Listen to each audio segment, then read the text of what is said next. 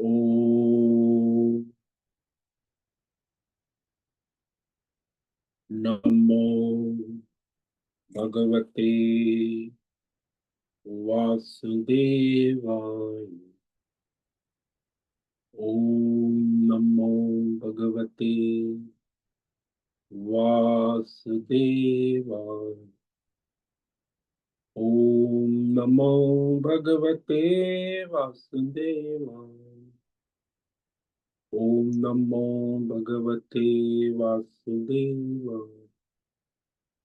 ओम नमो भगवते वासुदेवाय।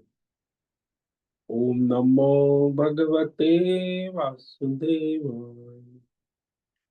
ओम नमो भगवते वासुदेवाय। ओम नमो भगवते वासुदेवाय। ओम नमो भगवते वासुदेवाय। ओम श्री परमात्मने नमो नमः। ओम गणपतये नमो नमः।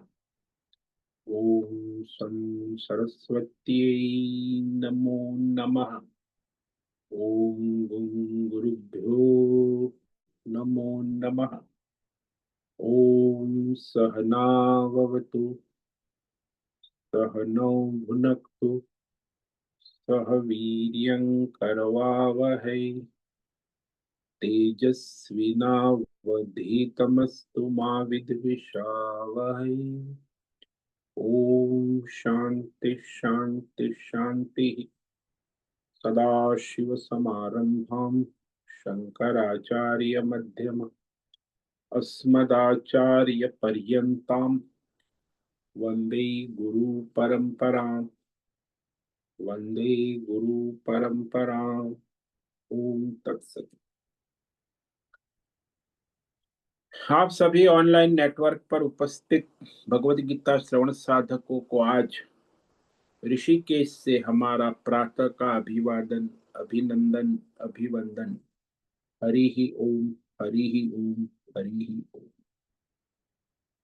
हम सबको आज का यह दिव्य दिन तन मन धन जन देश काल विषय वस्तु परिस्थिति अवस्था व्यष्टि समष्टि आध्यात्मिक भौतिक दैविक क्षेत्र सभी को अपने अपने वर्तमान जन्म में और पूर्व जन्म में किए हुए संचित सात्विक राजसी तामसी मिश्र पाप पुण्य मिश्र सकाम निष्काम मिश्र कर्मों के पके हुए फल स्वरूप वर्तमान में आज सभी को अपने अपने प्रारब्ध अनुसार परमेश्वरी अचिंत्य योग माया के माध्यम से तन मन धन जन आदि प्रसाद स्वरूप में प्राप्त हुआ है। अतः आज का यह दिव्य दिन परमार्थ हेतु निष्काम सेवा यज्ञ, देव यज्ञ, ऋषि यज्ञ, पितृ यज्ञ, मानवता यज्ञ, भूत प्राणी यज्ञ, सात्विक दान, शारीरिक वाचिक मानसिक तप, निष्काम कर्म योग, ध्यान योग, भक्ति योग, ज्ञान योग, साधना, स्वाध्याय, वेद शास्त्रों का अध्ययन अध्यापन उपासना आराधना के लिए समर्पित करे और करवावे। अत्यंत दुर्लभ मनुष्य जीवन को परमार्थ हेतु सार्थक करे और करवावे। आज विक्रम संवत 2082 83 शुरू हुए कार्तिक मास शुक्ल पक्ष की चतुर्थी तिथि कल सुबह 3:47 तक है। उसके बाद पंचमी तिथि लग जाती है। आज है अनुराधा नक्षत्र 7:50 तक है। उसके बाद ज्येष्ठा नक्षत्र लग जाता है। आज है शनिवार, शनि देव आराधना उपासना दिन है और यहाँ हेमंत ऋतु प्रारंभ हो चुकी। रात्रि का सुबह का 4 बजे का न्यूनतम तापमान 13 डिग्री रहा है और दिन का दोपहर का 2 बजे का अधिकतम तापमान 26 डिग्री रहा है। अभी वर्तमान 7 बजे 17 डिग्री तापमान है और वायु की गति शीत वायु 10-15 किलोमीटर प्रति घंटा चल रही है। ईस्वी सन 2025 25 अक्टूबर 25 अक्टूबर 2025 सैटरडे सुबह के 6:50 हो रहे हैं। Morning 6:50 AM। कलयुग का प्रथम चरण 5126वां वर्ष 7वां वैवस्वत मनवंतर श्वेतवराह कल्प। ब्रह्मा जी का 26वां दिन और 51वां वर्ष चल रहा है। तो इस अनंत कोटि ब्रह्मांडीय परमेश्वरी अचिंत्य योग माया में हमारा यह एक ब्रह्मांड, इस ब्रह्मांड में ये पृथ्वी लोक में समुद्र के ऊपर जम्बू द्वीप में विश्व का एकमात्र वैदिक राष्ट्र भारत में उत्तर हिमालय प्रांत में उत्तराखंड राज्य में टिहरी जिले में हिमालयन शिवालिक पर्वतमाला के अंतर्गत मणिकुट पर्वत के ऊपर नीलकंठ महादेव के सामने ऋषिकेश नगरी में मुनि की रेती प्रांत में शीशम जाड़ी में अवधूत बाड़ा आश्रम के सी ब्लॉक के पहले माले से 5 नंबर कमरे से गंगा किनारे से हम स्वामी उत्तमानंद सरस्वती भगवत गीता के आचार्य शिष्य स्वामी चिन्मयानंद सरस्वती महाराज चिन्मय मिश्र कैवल्याद्वैत वेद व्यास भगवत पाद शंकराचार्य की श्रृंगेरी संन्यास परंपरा से शिक्षित दीक्षित सनातन वैदिक भारतीय हिंदू धर्म अनुसार संपूर्ण भगवद गीता ज्ञान यज्ञ ऑनलाइन चैतन्यमय जीवंत लाइव प्रसारण के अंतर्गत व्याख्यान माला में अध्याय 13 के श्लोक नंबर 7 पर संस्कृत एवं हिंदी में व्याख्यान करेंगे। संपूर्ण भगवद गीता ज्ञान यज्ञ ऑनलाइन चैतन्यमय जीवंत लाइव प्रसारण जूम और यूट्यूब के अंतर्गत व्याख्यान माला।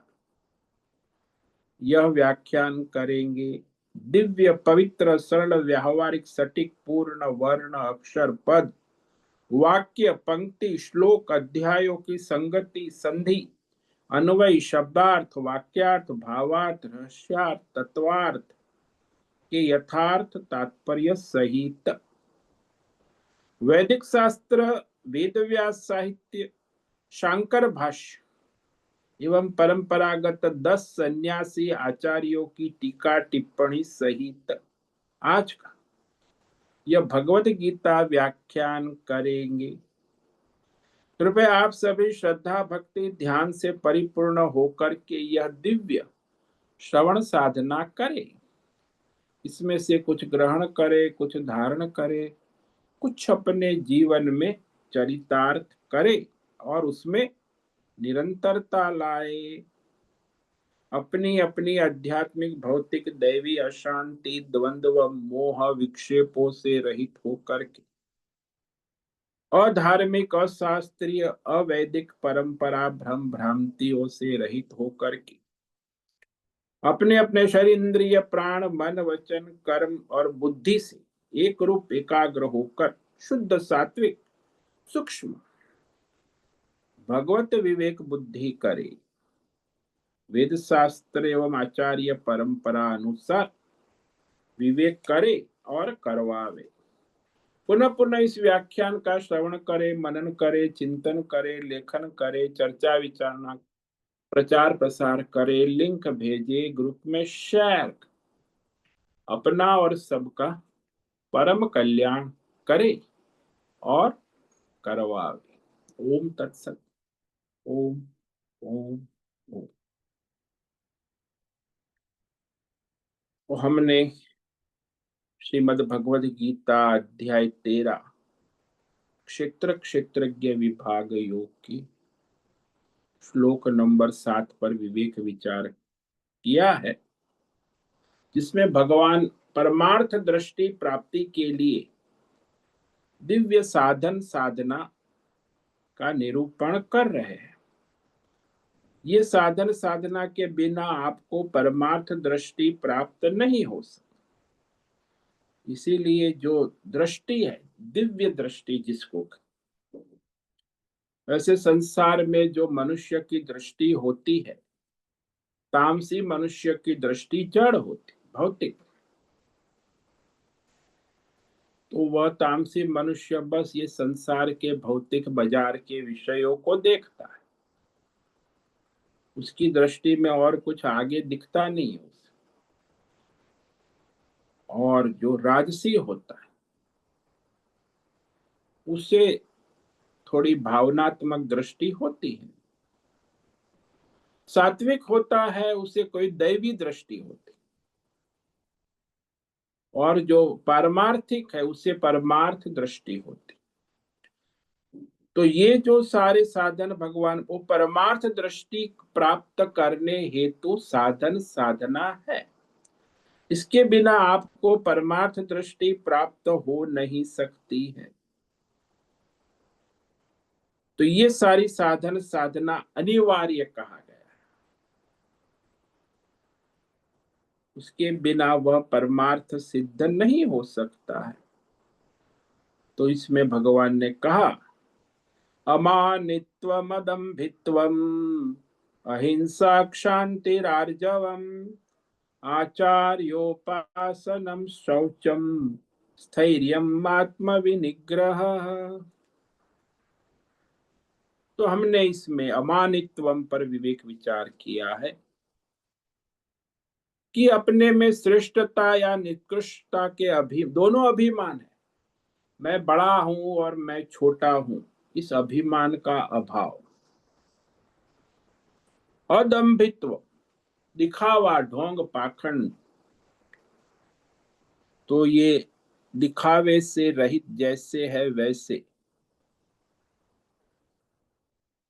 अहिंसा, किसी भी प्राणी को किसी प्रकार का मन वचन कर्म से कष्ट या दुख ना पहुंचे। शांति, जिन्होंने हमारे साथ अपराध किया है, हमें कष्ट दिया है, दुख दिया है, उनके प्रति क्षमा भाव। और आर्जवम, मन वचन कर्म से एक रूप, एक रूपता को ही सरलता कहते हैं। मन में क्या है, बुद्धि में क्या निश्चय है, वाणी में क्या है, व्यवहार सब यदि भिन्न भिन्न है तो उसे कुटिलता कहते हैं, छल कपट। ये सारा धोखाधड़ी का जमाना है, इसीलिए छल कपट बहुत चलता है। किंतु परमार्थी को इसे अपने को दूर रखना होगा। सरलता के बालवत, छोटा शिशु है 2-3 साल का, वो सरल होता है।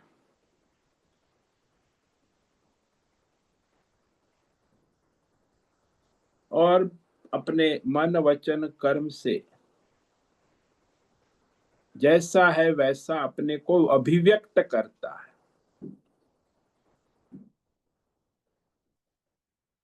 आचार्योपासनम, ये सब आचार्य जो भौतिक सिद्धि वाले आजकल मीडिया इंटरनेट में, ये सब आचार्य की उपासना से परमार्थ नहीं होगा।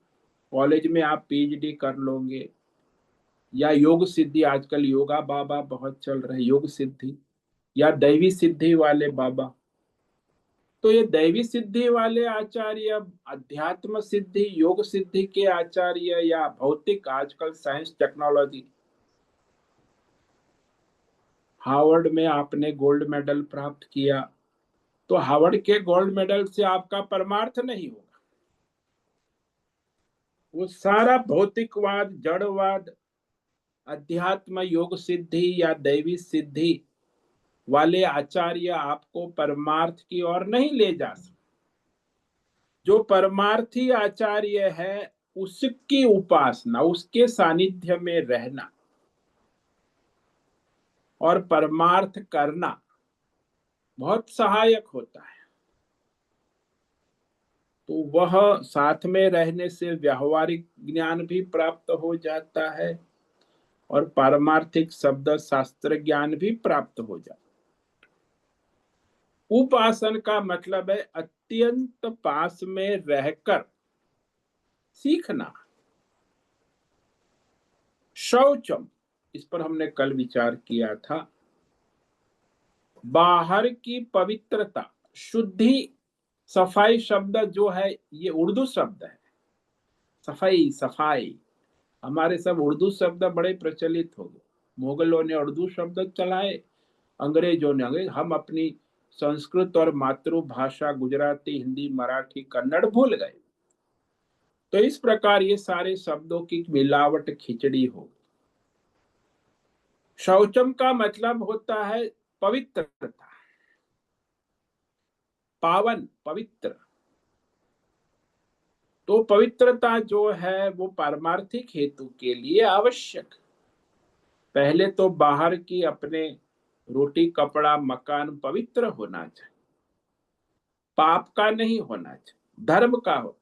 धर्म से जो होता है वो पवित्र हो। और फिर शरीर को भी वस्त्र आदि पवित्र होने चाहिए, सात्विक होने चाहिए। वो पवित्रता बाहर की है, और भीतर जो अंतकरण है, मन, बुद्धि, उसमें सात्विकता होना, परमार्थ होना, दैवी गुण होना, तो ये अंतकरण की पवित्रता। भीतर की पवित्रता सूक्ष्म है और बाहर की पवित्रता स्थूल है, भौतिक। तो बाहर का तो दिख जाता है लेकिन भीतर का नहीं दिखता। वो भीतर का तो जो स्वयं साधन भजन करे तब ना। तो प्रतिपक्ष भावना से भीतर की शुद्धि हो सकती। आप यदि कामना वाले हैं तो निष्काम भाव से अपने स्वधर्म करें, तो कामना पर विजय प्राप्त कर सकते। यदि आप क्रोधी है तो आप क्षमा भाव से अपने क्रोध को विजय प्राप्त। यदि आप लोभी है तो दान करके अपने लोभ पर विजय प्राप्त कर सकते हैं। यदि आप अश्रद्धालु है तो आप श्रद्धा के द्वारा अश्रद्धा पर विजय प्राप्त। यदि आप अधर्मी है तो आप धर्म के द्वारा अधर्म पर विजय प्राप्त कर सकते। तो ये साधना है, लड़ाई है, युद्ध है, महाभारत। प्रतिपक्ष भावना महाभारत युद्ध है। इसीलिए उस प्रतिपक्ष भावना से अधर्म को हटाकर धर्म की स्थापना करना परमार्थ के लिए आवश्यक। अधर्म क्या है? ये तमोगुण, रजोगुण ही अधर्म है। और जो सत्व गुण है, सत्व गुण क्या है? जो प्राकृतिक है, ईश्वरी है। जैसे आप समझो कि आप बाजार से लौकी ले आए, तो लौकी तो शुद्ध है, सात्विक है, ईश्वरीय है। अब वो लौकी को आप जो है सब्जी बनाते हैं, तो जैसी है वैसी उबाल के उसे प्रसाद रूप में लेते हैं, तो सात्विक। उसी लौकी को जब आप मिर्च, मसाले, तेल सब डालकर बनाते हैं, तो लौकी राजसी हो जाती है। उसी लौकी को आप जब प्याज लहसुन का तड़का लगाकर तेज मसाले डालकर चटपटा बनाते हैं, तो वो लौकी तामसी, आपने लौकी खाई और उसका परिणाम भी आपको आएगा तुरंत 24 घंटे में। तो सात्विक राजसी तामसी तीनों प्रकार की लौकी, यदि आप उबली हुई खाएंगे तो आपको सात्विक परिणाम मिलेगा, मसाले वाले खाएंगे तो राजसिक आउटपुट मिलेगा एज द इनपुट, और तामसी लौकी खाएंगे तो आपको तामसी आउटपुट मिलेगा। आपका शरीर और मन तामसी प्रकृति का बन जाएगा। राजसी खाओगे तो आपका शरीर और मन राजसी प्रकृति का इंद्रिय बन जाए। यदि आप सात्विक इनपुट दोगे तो आपका शरीर इंद्रिय मन सात्विक बन जाए। तो ऐसे जैसा इनपुट दोगे वैसा आउटपुट मिलेगा। अब तामसी इनपुट दो और सात्विक आउटपुट चाहते हो तो ये नहीं हो सकता। ईश्वर का नियम है, प्रकृति अपने नियम को, अपने स्वरूप को छोड़ती नहीं। सात्विक सात्विक है, राजसी राजसी है, तामसी तामसी। चाहे आप कितने बड़े राजा हो, देवता हो, सिद्ध हो, योगी हो, वो तामसी तामसी ही है। आप बड़े योगी है तो क्या आपके लिए प्याज लहसुन सात्विक नहीं हो जाते? वो प्याज लहसुन तामसी है और रहेंगे, प्रकृति है, नियम है। तो चलता है आज के युग में, सब चलता है, इसीलिए चलते चलते अस्पताल पहुंच जाते हैं, क्योंकि सब चलता है ना। तो तमोगुण रजोगुण मनुष्य को कष्ट और दुख देते हैं, सत्व गुण दुख नहीं देता, धर्म है ना। तो ये पवित्रता यानी सत्व गुण को धारण करना। अब जो परमार्थी है उसके लिए सत्व गुण अनिवार्य है। संसारी है ठीक है, उसे भौतिक सिद्धि चाहे वो रजोगुण में चलेगा, अध्यात्म सिद्धि योग सिद्धि रजोगुणी, दैवी सिद्धि भी रजोगुण से, लेकिन परमार्थ में तो सत्व गुण चाहिए, तब पवित्रता आती है।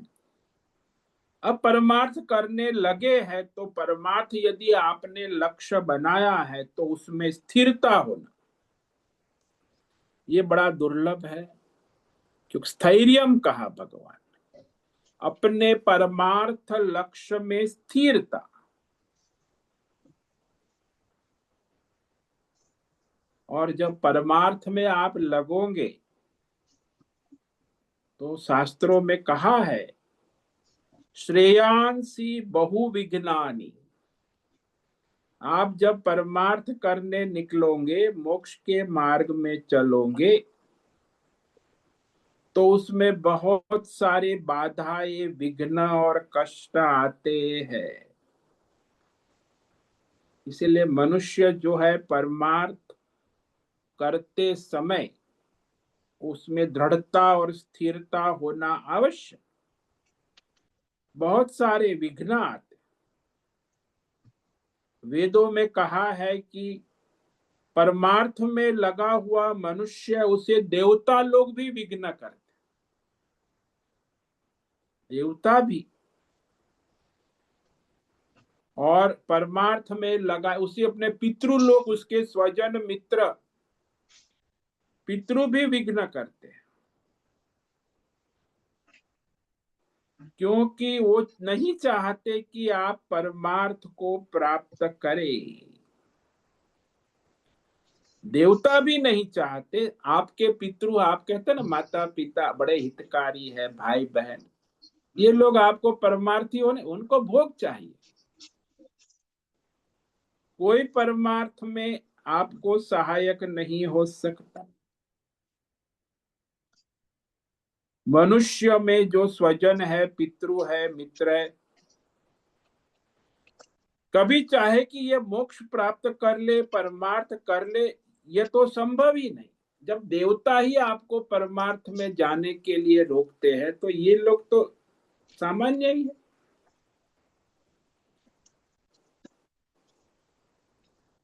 इसीलिए परमार्थ में जाने के लिए ये सृष्टि का नियम है कि मनुष्य को संसार के सारे भौतिक, अध्यात्म, दैव विषयों की मोह माया छोड़नी हो। क्योंकि आपको यदि अपने संसार के भौतिक, अध्यात्म, देवी देवता में मोह माया है तो वो आपको विघ्न करेंगे, बाधा उत्पन्न करेंगे। लेकिन मोह माया नहीं है तो लोग कुछ नहीं कर सके। इसीलिए इसको कहते हैं ना, सब छोड़ छाड़ के परमार्थ होता है। विवेक तो हो जाता है, वैराग्य।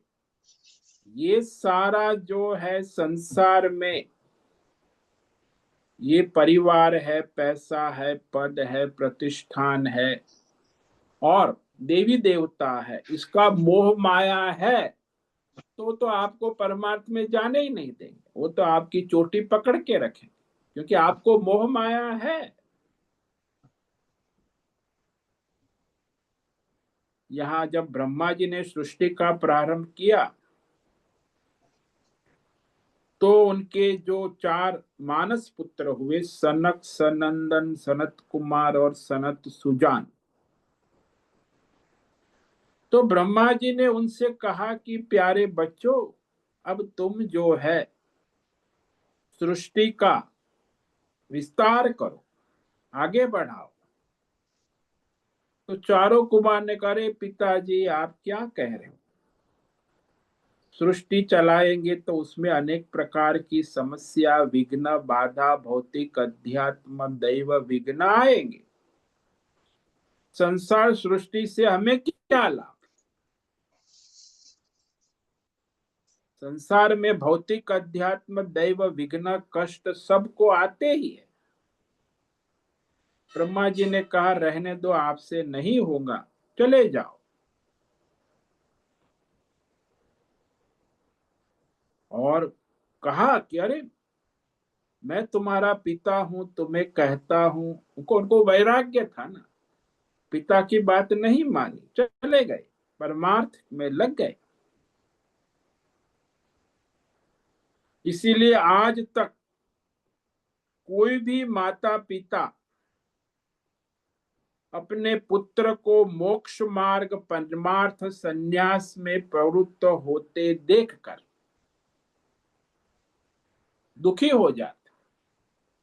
हाँ, दूसरे के पुत्र, हाँ आपका बेटा सन्यासी है, बढ़िया, अभिनंदन है। लेकिन मेरा बेटा तो मेरा बहू लाएगा, पोते लाएगा, पैसे लाएगा, तो मेरा बेटा तो सन्यासी हो नहीं सकता।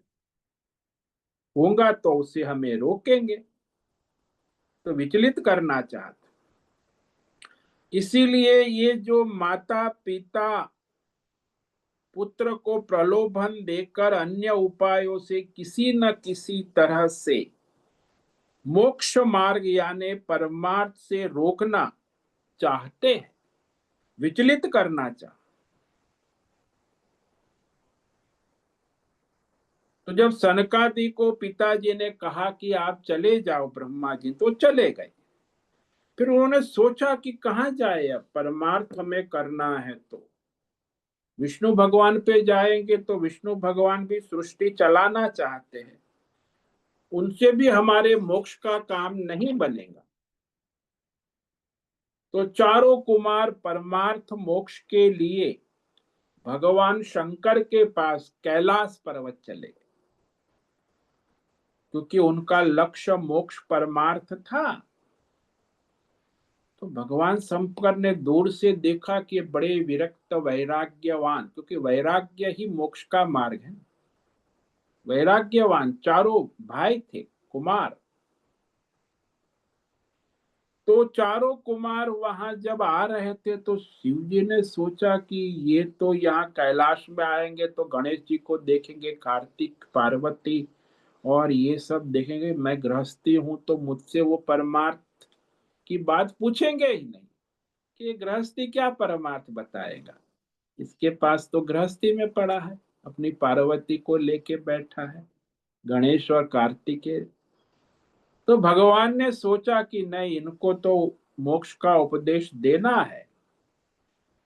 तो वो आ रहे थे, वही रास्ते में भगवान ने पीपल के पेड़ के नीचे दक्षिणा मूर्ति रूप धारण कर ली और हाथ में ज्ञान मुद्रा, इसको ज्ञान मुद्रा कहते, 2 उंगली पहली और 3 उंगली, ज्ञान मुद्रा धारण करके बैठ गए। तो अंगूठा और तर्जनी को जोड़कर 3 उंगली सीधी रख, इसी को ज्ञान मुद्रा कहते, ध्यान समाधि, समाधि मुद्रा भी कहते हैं। तो जब भगवान शंकर को उन्होंने सामने देखा तो दंडवत प्रणाम किया। भगवान समाधि में बैठे थे, ध्यान में ज्ञान मुद्रा लगा के बैठे, इसको ज्ञान मुद्रा भी कहते हैं, समाधि मुद्रा भी, चिन्मय मुद्रा भी कहते। तो उनके पूर्व संचित संस्कार थे, तो उन्होंने समझा कि हाँ यही उपदेश है। क्या उपदेश है? कि ये जो सारा है संसार त्रिगुणात्मक है, ये 3 उंगलियां है, 3 गुण, और ये आपकी पहली उंगली है वो जीव है और अंगूठा है वो ईश्वर है। जीव को ईश्वर के साथ जोड़ना है तो त्रिगुणात्मक माया से आपको उपराम होना हो। ये सत्व गुण, रजोगुण, तमोगुण, ये 3 उंगली में जो छोटी उंगली है वो सत्व गुण है और बीच वाली है वो रजोगुण है और तर्जनी है वो तमोगुण है। तो ये सारी जो है तीनों, सत्व गुण हमेशा छोटा ही होता है, बीच वाला रजोगुण और तमोगुण सबसे बड़ा होता। तीनों गुणों को पार करना है, तब जाके परमात्मा को प्राप्त होते हैं। यानी देखो, उन्हें चारों कुमारों को मोक्ष चाहिए था, उसके ब्रह्मा जी ने उन्हें सहायता न की, निकाल दिया, चले जाओ। विष्णु भगवान ने भी सहायता नहीं, लेकिन शिव जी ने सहायता। यानी मोक्षदाता यदि कोई है सहायक तो केवल शिव है। ब्रह्मा जैसा बाप भी नहीं चाहता कि मेरा बेटा मोक्ष परमार्थ करे, तो बाकी सब इसको भ्रष्ट करने में लगेंगे ही। सबका विरोध सहन कर परमार्थ में लगना ये बड़ा दुर्लभ है, क्योंकि सब आपका विरोध करेंगे, आपको रोकेंगे, बाधाएं उत्पन्न करेंगे। इसीलिए दृढ़ता होनी चाहिए, और ऐसी दृढ़ता कि मेरा लक्ष्य केवल परमार्थ है, मोक्ष। सारे भौतिक अध्यात्म दैव व्यष्टि समष्टि विरोधों को अपने लक्ष्य से विचलित ना करे, यानी दृढ़ स्थिरता।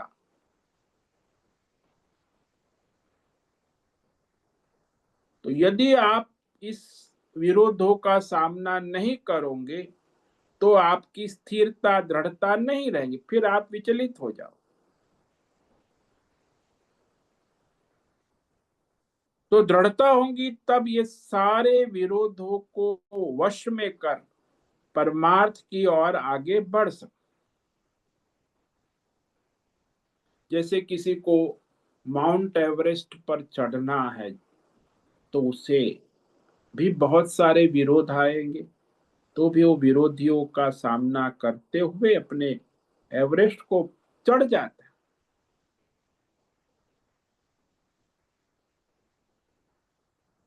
तो ये जो सारी इंद्रियां है ये भी हमारे देवता है। कोई इंद्रियां नहीं चाहती आपकी कि आप परमा भोग करे, सब इंद्रियां चाहती।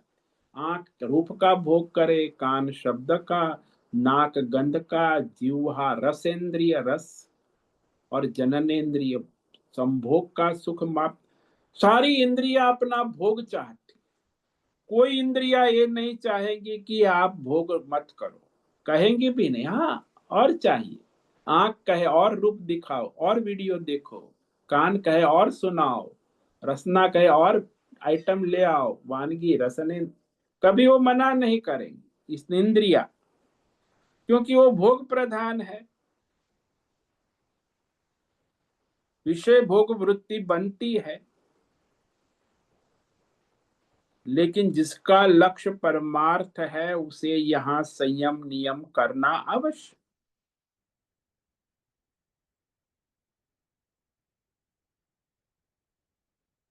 तो यहाँ परिवर्तन ये है कि ये जो इंद्रिया है वो रजोगुणी है। कौन सी इंद्रिया? ये जो सारी आपकी कर्मेंद्रिया, और ज्ञानेन्द्रिय में सत्व है, लेकिन वो भी इसका संग कर्मेंद्रिय का करके रजोगुणी हो जाए।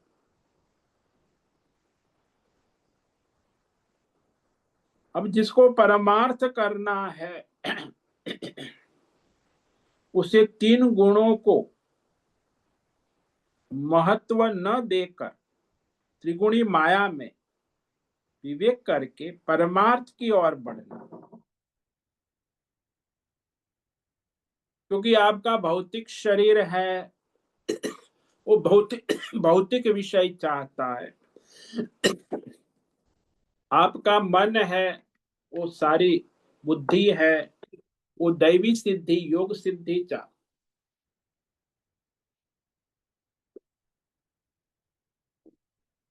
तो ये सारा जो शरीर, 10 इंद्रिया, मन बुद्धि, ये सब जो है वो भौतिक अध्यात्म दैवी सिद्धि चाहते हैं, प्रसिद्धि चाहते हैं, और वो परमार्थ को नहीं चाहते। यदि आप इस भौतिक अध्यात्म दैव सिद्धि को महत्व दोगे तो उसमें फंस जाओगे।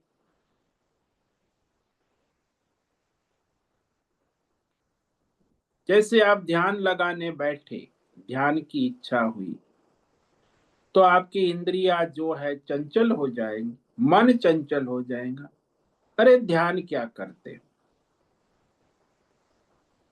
थोड़ा जो अखबार वाला आ गया है अखबार पढ़ लो, तो फिर आप ध्यान छोड़ के अखबार पढ़ने बैठ, क्योंकि वो आपकी इंद्रिया आपको बाहर ले जाए, इंद्रिया बहिर्मुख।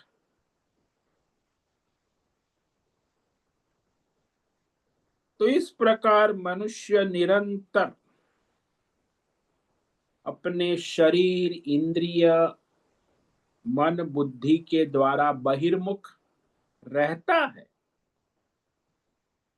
तो जब तक विवेक और वैराग्य दृढ़ नहीं होता वो अंतर्मुख नहीं हो सकता, विवेक से भी नहीं हो सकता, वैराग्य चाहिए। जब तक दृढ़ वैराग्य नहीं होगा तब तक वो परमार्थ की और उसकी इंद्रिय मन बुद्धि स्थिर नहीं होगी। आजकल विवेक बहुत है, बड़े बुद्धिजीवी है, सब सुनते हैं ऐसा करना चाहिए, ऐसा कैसा करना है वो संभव नहीं, करना नहीं है, करना चाहिए। कब करना चाहिए वो भी पता नहीं, लेकिन करना चाहिए ये पता है। तो ऐसी बुद्धि विचलित होती है।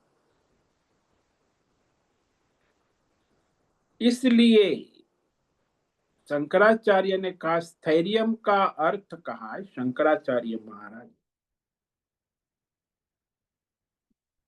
मोक्ष मार्ग एव कृताध्यवसायत्वम। बहुत बड़ी व्याख्या है कि जो मोक्ष मार्ग में ही दृढ़ निश्चय पूर्वक लगे रहना, यानी निश्चयात्मक बुद्धि विचलित ना हो, पर मेरा लक्ष्य केवल मोक्ष है। जैसे आप दृष्टांत ले लो, सिद्धार्थ राजकुमार था, यशोधरा उसकी सौंदर्य पत्नी थी, पुत्र था यशोधन, और रात को ठीक 12 बजे उसे हुआ कि मुझे मोक्ष प्राप्त करना है। और मेरा लक्ष्य ये राजकुमार राजकुमारी राजघराना नहीं है। तो रात के अंधेरे में वो राजमहल से निकल गए, चले गए। मेरा लक्ष्य मोक्ष है, कैवल्य है। तो गौतम बुद्ध जाके वहां बोधि गया में पीपल के पेड़ के नीचे बैठ गए। बैठ गए वहां उन्होंने साधना तपस्या प्रारंभ की और अपनी बुद्धि को कहा कि जब तक मेरा मोक्ष कैवल्य सिद्ध ना हो तब तक मैं इस पीपल के पेड़ के नीचे ही बैठूंगा, चाहे मेरी हड्डी यहाँ इस पीपल के पेड़ की मिट्टी में मिल जाए, लेकिन मैं मोक्ष सिद्ध करके रहूं। उस पीपल के पेड़ के नीचे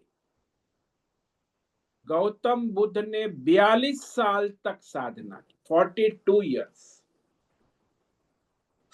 तब उसे वहां कैवल्य बोध प्राप्त। इसको कहते हैं स्थैर्यम,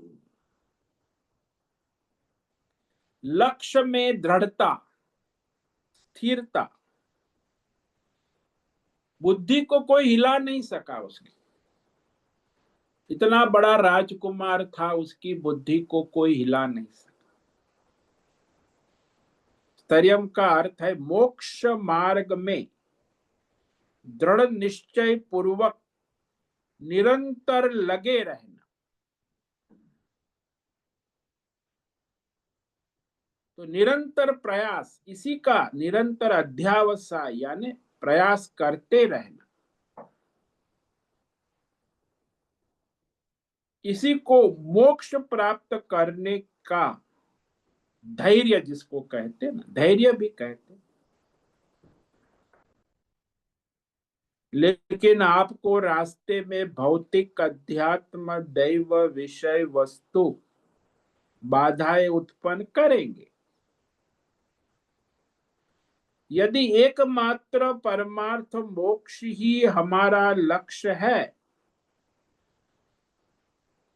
तो फिर हमें परमार्थ ज्ञान निष्ठा की प्राप्ति हो जाती है। नहीं तो भौतिक ज्ञान में भटकते रहो, योग ज्ञान में, अध्यात्म ज्ञान विज्ञान में, दैवी सिद्धियों में भटकते रहते। परमार्थ ज्ञान में निष्ठा नहीं हो सकती, क्योंकि संसार में ज्यादातर मनुष्य का लक्ष्य है सक्सेस, भौतिक सिद्धि, योग सिद्धि और दैवी सिद्धि। अब इस सिद्धियों के चक्कर में तो आप परमार्थ कहां से करोगे? इसलिए इस सिद्धियों से अपने को बचाकर परमार्थ मार्ग में सतत स्थिर दृढ़ रखना अत्यंत आवश्यक साधना है। ये साधन स्थैर्यम भगवान, जैसे पर्वत में भूकंप आ जाके पर्वत हिल सकता है, लेकिन चाहे कितना भी भूकंप आए, भौतिक अध्यात्म दैव, इस परमार्थी की बुद्धि परमार्थ मार्ग से विचलित नहीं हो सकती। पर्वत विचलित हो सकता है लेकिन इसकी बुद्धि विचलित नहीं हो सकती। कोई देवता विचलित नहीं कर सकता, क्योंकि उसका लक्ष्य केवल परमार्थ है ना। तो यहाँ ये सारी स्थैर्यम है, बुद्धि का दृढ़ निश्चय, दृढ़ संकल्प कि चाहे भले मेरे प्राण चले जाए लेकिन मैं इस लक्ष्य की ओर ही जाऊंगा, यहां वहां और कहीं भटकूंगा नहीं। अपने लक्ष्य मोक्ष मार्ग में सतत स्थिर रहना, सतत आगे बढ़ना, सतत प्रयत्नशील रहना, सतत साधन साधना करना, तब जाके वो अपने लक्ष्य को प्राप्त कर। ये तो परमार्थ का लक्ष्य है। जो लोग माउंट एवरेस्ट चढ़ना चाहते, अभी हमने एक रिपोर्ट पढ़ा था कि एक ग्रुप था, 20 लोगों का ग्रुप माउंट एवरेस्ट चढ़ने के लिए। अब वो 20 सभी तैयारी के साथ पूरी साधन साधना करके, सब बड़े प्रैक्टिस करके पहाड़ चढ़ने माउंट एवरेस्ट चोटी पर पहुंच, 19,909 फीट की ऊंचाई, सबसे ऊंचा पर्वत की चोटी पर झंडा गाड़ना है, तो 20 लोग निकल पड़े। तो रास्ते में तो वही ब्रेक डाउन हो, फिर और 70% रास्ता पार किया, तो 20 में से केवल 5 आगे बढ़ रहे, 5 में से फिर केवल 3 जो थे वो आगे माउंट एवरेस्ट की ओर बढ़। 3 में भी क्या हुआ, 3 में भी 2 बीच में वहां अटक गए, लटक गए, भटक गए। केवल एक माउंट एवरेस्ट की चोटी पर जाकर झंडा फहराया। अब ये 20 पूरी तैयारी के साथ निकले थे कि हमें चोटी पर पहुंचना है। नीचे तो सब तैयार थे पूरी साधन के साथ और चढ़ भी रहे थे। कोई 10,000 फीट के बाद गिर गया, उतर गया, कोई 15,000 फीट तक गया और वापस आ गया, कोई 20,000 फीट तक गया वापस आ गया, कोई 25,000 फीट तक गया वापस आ गया, और मर गया, कई 2-4 तो बीच में मर गए।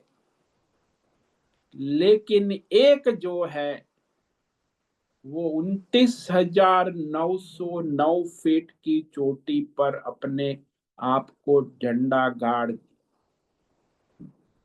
और उसने माउंट एवरेस्ट सर। आज तक मानव जाति में केवल माउंट एवरेस्ट टॉप पर पहुंचने वाले केवल 40 लोग ही हैं, और प्रयत्न करने वाले लाखों हैं, मरने वाले भी लाखों हैं, लेकिन चोटी पर अभी तक केवल 40 लोग ही पहुंच सके हैं। क्यों भाई? उनका धैर्य, उनकी स्थिरता, अपने लक्ष्य की ओर निरंतर लगे रहना, इसी को शंकराचार्य ने कृत अवसायत्वम,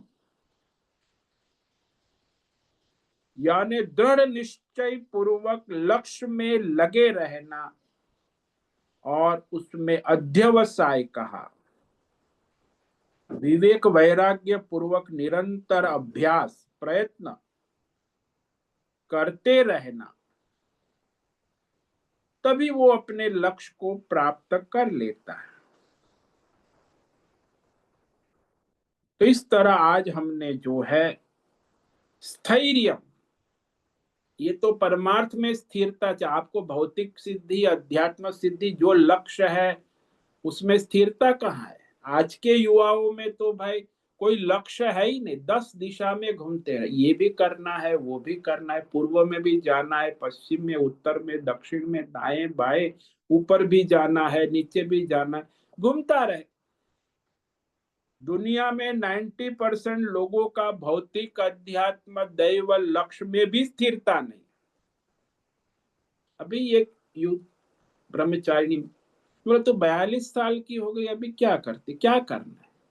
नहीं, अभी तो मैं फार्मा कर रही, फर्स्ट ईयर। अरे तो क्या किया? बीएससी किया था, उसमें कुछ नहीं हुआ, फिर क्या किया? फिर कोर्स किए छोटे छोटे, फिर क्या किया? अब 40, अब फार्मा करने की कोई स्थिरता ही नहीं। फार्मा करके क्या करेंगे? फिर और कुछ। तो ये सामान्य संसार में भी देखा जाता है कि 90% को अपने भौतिक संसार सिद्धि में भी लक्ष्य में स्थिरता नहीं। योग सिद्धि में तो, दैवी सिद्धि में तो दूर की बात, और परमार्थ सिद्धि तो बहुत दूर की कौड़ी।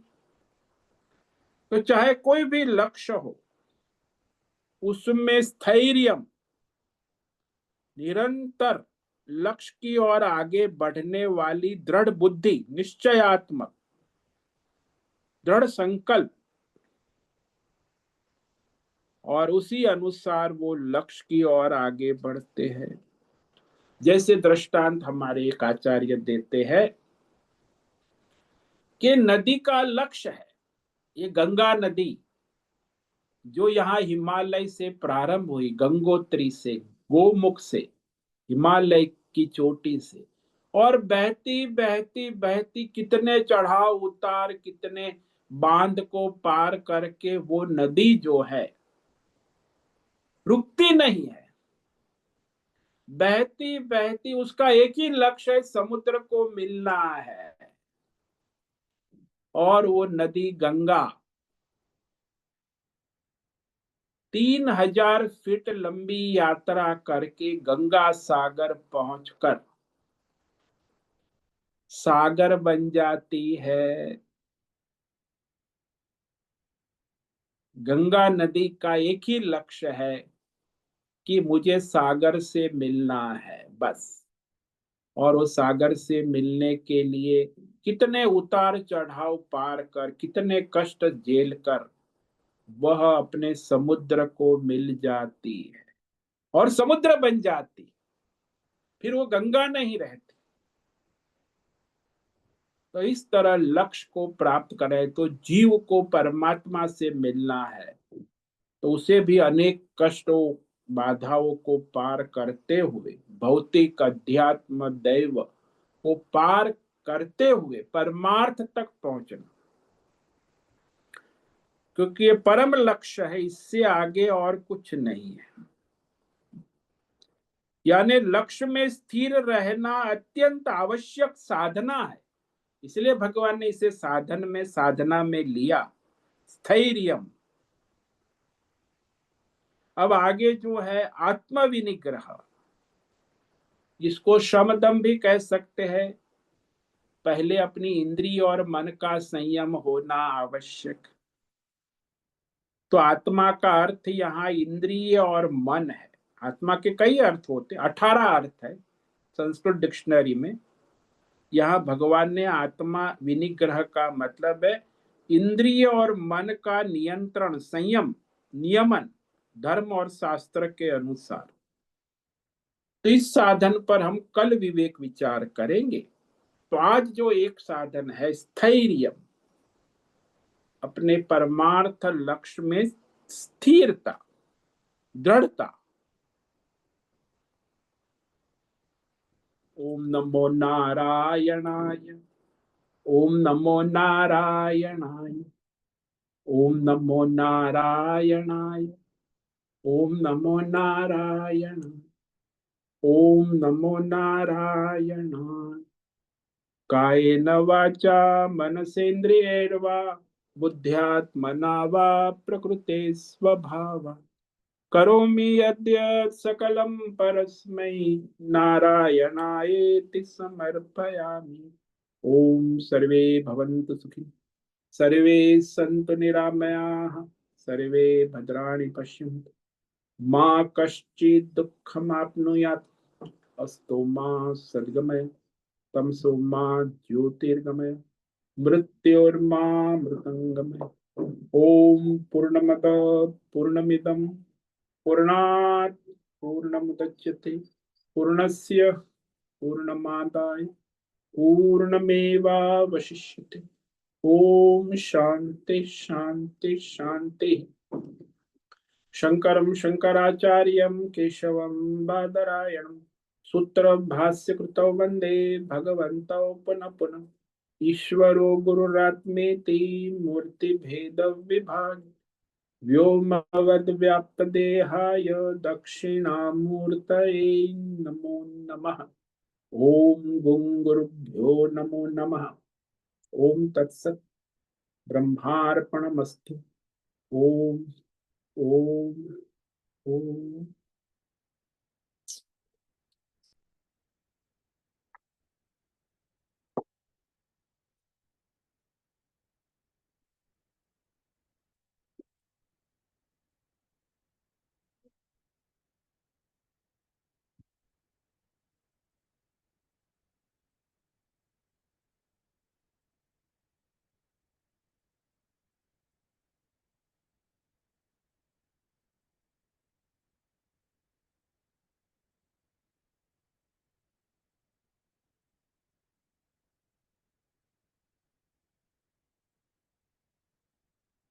अभी प्रश्नोत्तरी का समय है। किसी भी साधक को प्रश्न है, वो अभी प्रश्नोत्तरी कर सकते हैं।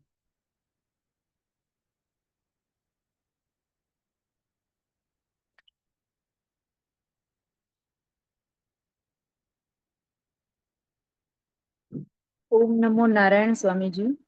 हाँ बोलो हिमा। ये अभी गृहस्थी में रहते हैं तो ये बार बार स्थिरता तो बिल्कुल ही नहीं रहती है। परमार्थ के और आगे बढ़ना चाहते हैं मगर बार बार कहीं और मन भटक जाता है, क्योंकि हमारा स्वधर्म करते हुए भी बहुत सारे दूसरे दूसरे कर्म आ जाते हैं, तो वहीं हम अ, भटक जाते हैं। तो वहां स्थिरता लाने के लिए क्या करना चाहिए? देखो, यहाँ जहां भी हो वहां प्रारब्ध के अनुसार अपना स्वधर्म ईश्वर को समर्पित भाव से करना आवश्यक। संसार का आश्रय ना ले, ईश्वर का आश्रय ले। फल का आश्रय ना ले। मेरा स्वधर्म है, प्रारब्ध है। जो भी आपका स्वधर्म है, प्रारब्ध है, वो ईश्वर को समर्पित भाव से करे, तभी वो परमार्थ हो जाए। अब वहां राग द्वेष फल की इच्छा कामना होंगी तो फिर आप अपना स्वधर्म तो कर रही है, लेकिन वो आप परमार्थ की ओर नहीं जा पाए। इसीलिए आपके ऊपर है कि आप अपने राग द्वेष काम क्रोध लोभ छोड़कर अपना जो स्वधर्म है, कर्तव्य है, प्रारब्ध है, उसको परमार्थ के लिए, ईश्वर के लिए समर्पित करें। तब जाके वो आपका परमार्थ। अर्जुन को वही कहा ना, अर्जुन तुम लड़ो, तुम्हारा स्वधर्म है, कर्तव्य है, क्षत्रिय हो, युद्ध के मैदान में आए हो, तुम्हारा परमार्थ यहां भी होगा, युद्ध के मैदान में लड़ो। केवल इतना ध्यान रखो कि हस्तिनापुर के लिए नहीं, अपने लिए नहीं, राष्ट्र के लिए नहीं, केवल मुझ परमात्मा के लिए। माम अनुस्मर युद्ध च, मेरा स्मरण रखो, मुझे समर्पित होकर मेरे लिए लड़ो, ईश्वर के लिए, तो तुम्हारा परमार्थ हो जाएगा।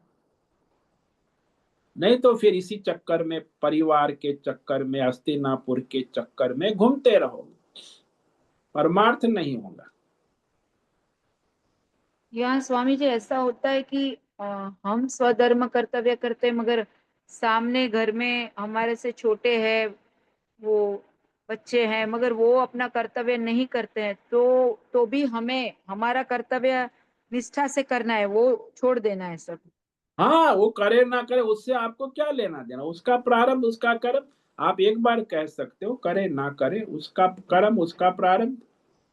आप अपना स्वधर्म करो, ईश्वर के लिए करो, उसके लिए इसके लिए नहीं।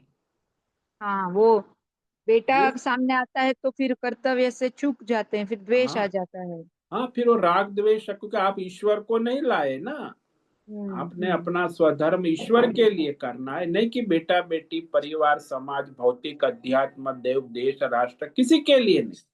आप हम्म। अपना प्रारब्ध अपना स्वधर्म केवल ईश्वर के लिए, परमेश्वर के लिए समर्पित भाव से करते हो, बस। हम्म। तब परमार्थ होगा ना। नहीं तो फिर आप इसी चक्कर में भौतिक अध्यात्म देव संसार कर्म फल और राग द्वेष और काम क्रोध उसी में पड़े रहोगे, तो परमार्थ कहाँ से होगा। करना तो है, मैं नहाऊंगा सुबह उठ के 3 बजे, और वो भी मैं ईश्वर के लिए नहा रहा हूं। मैंने कि मेरा शरीर स्वच्छ हो, मेरा स्नान भी ईश्वर के लिए है। मैं अभी नाश्ता करूंगा, वो भी ईश्वर का लिए है, ईश्वर का प्रसाद है। यानी मैं मेरा स्वधर्म करता हूं, मेरे प्रति, मेरे आसपास कोई आ गया स्वजन है, उनके प्रति भी स्वधर्म करता हूं, लेकिन वो उनके लिए नहीं, ईश्वर के लिए करता। ये विवेक होना आवश्यक। स्वधर्म तो करना ही है, वर्तमान में प्रारब्ध है, मेरे प्रभु इससे खुश होंगे बस। बस भगवान खुश हो।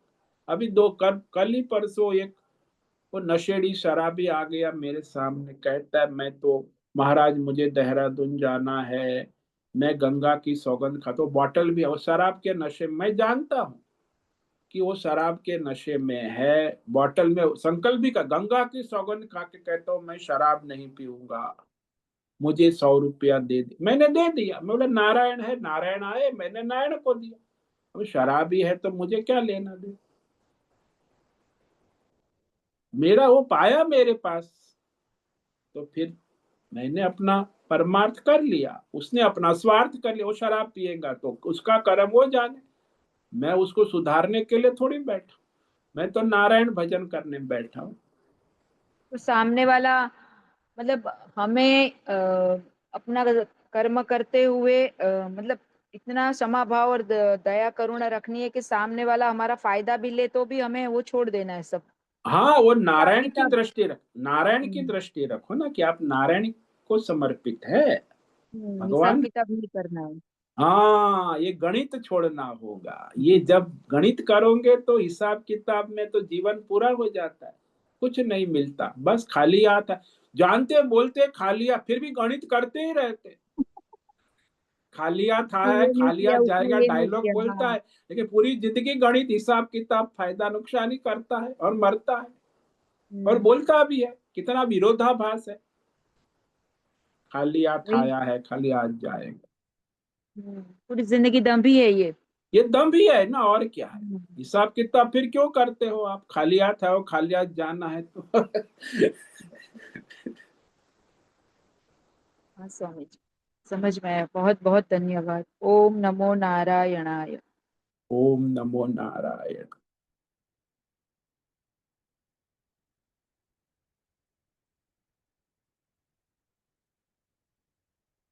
तो आज उपस्थित है प्रकाश आनंदोसा होस्ट है, राजेश मोहलकर को होस्ट है, राय बहादुर कपूर, अनुराधा जेठे, आशा कोटक, बीना चितलिया, मोहन, जीवी कुमार, हेमा कोटक, लीलावती बड़ेकर, मीनाक्षी काले, मीरा उच्चिल, निकिता पटेल, पंकज भट्ट, राम सेवक यादव, रेशा रथ, शु, शुभ, सुचिता पाटिल, सुनील ठाकुर, तुषार चौधरी, उर्वशी पटेल, उषा मेनन और अंजलि जोशी। तो आज इतने साधक उपस्थित है, आज आपका दिन मंगलमय हो, परमार्थ करे और सबका कल्याण करे। ओम नमो नारायणाय। ओम नारायण। नमो ओम नमो नारायण नारायण स्वामी जी। ओम नारायण नमो नारायण ओम स्वामी जी। नमो नारायण स्वामी जी। नारायणाय ओम नमो नारायणाय स्वामी जी। नारायणाय। बहुत से निवेदन है, आज का सत्संग पूर्ण करें। ओम ओम नमो नमो नारायणाय। प्रणाम स्वामी। नारायणाय। आज का ये दिव्य ओम सत्संग हम यही पूर्ण करते हैं। नारायणाय। सभी साधकों को ओम नमो नारायणाय। सभी साधकों को ओम नमो नारायण।